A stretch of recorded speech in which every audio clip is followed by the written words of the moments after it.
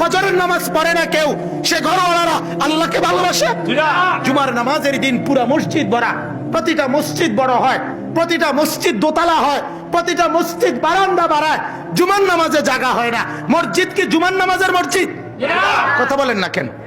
এজন্য গোটা পৃথিবীর কাফেররা বলে, ইহুদিদের ধর্মীয় কিতাবে লেখা আছে, ইহুদিদের পাদ্রী যারা, ইহুদিদের গির্জার যারা ধর্মের গুরু, আমরা নিজে আরবি কিতাবে পড়ছি, ইহুদিদের ধর্মীয় গুরুরা বলে তাদের গির্জার পাদ্রীদের কথা, তাদের ধর্মের একটা বাণী হলো, মুসলমান যেদিন জুমা এবং ফজর, মুসলমানের মুসল্লি যেদিন বরাবর হবে, ওরা বলে শোনো, সেদিন আর মুসলমানদেরকে কেউ ঠেকাইতে পারবে না।